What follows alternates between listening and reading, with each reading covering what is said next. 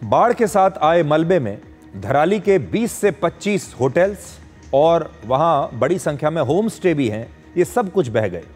और गंगोत्री धाम के पास मौजूद ये गांव चार धाम यात्रा के रास्ते पर आता है, तो इसलिए आप इसकी लोकेशन समझ सकते हैं, ये गंगोत्री के आसपास है। चार धाम यात्रा यहीं से होकर गुजरती है और इसीलिए यहाँ पर बड़ी संख्या में होटल्स हैं, रेस्टोरेंट्स हैं और यहाँ पर होम स्टे है। बड़ी संख्या में लोग, पर्यटक, श्रद्धालु यहाँ पर आते हैं। नक्शे पर आप देखिए, मानचित्र पर, कि धराली बाजार कहाँ पर मौजूद है। एक तरफ आप उत्तरकाशी देख पा रहे हैं, फिर अगर आगे चले तो हर्षिल से और आगे जाकर गौमुख आता है, गंगोत्री धाम उसके बिल्कुल करीब है।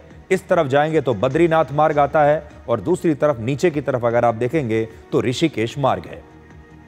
और धराली जहां पर यह घटना हुई है, ये आपके नक्शे पर आपको लाल रंग से इस समय दिखाई दे रहा है। धराली में बादल फटने की वजह से हर्षिल में भारतीय सेना का एक कैंप काफी प्रभावित हुआ है। धराली जैसी घटनाएं इसलिए भी ज्यादा हो रही हैं क्योंकि दुनिया भर में ग्लोबल वार्मिंग की वजह से मौसम लगातार खतरनाक हो रहा है।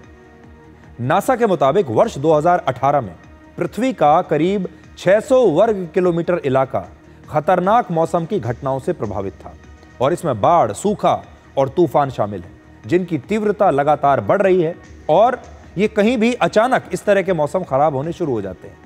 वर्ष 2024 में ये जो इलाका है वो 4600 किलोमीटर से ज्यादा का हो चुका है। इसका मतलब है कि दुनिया भर में ऐसी घटनाएं अब 7 गुना से ज्यादा बढ़ चुकी हैं और यही वजह है कि बादल फटने और तापमान बहुत ज्यादा बढ़ने की घटनाएं अब आपको अक्सर दिखाई देती हैं।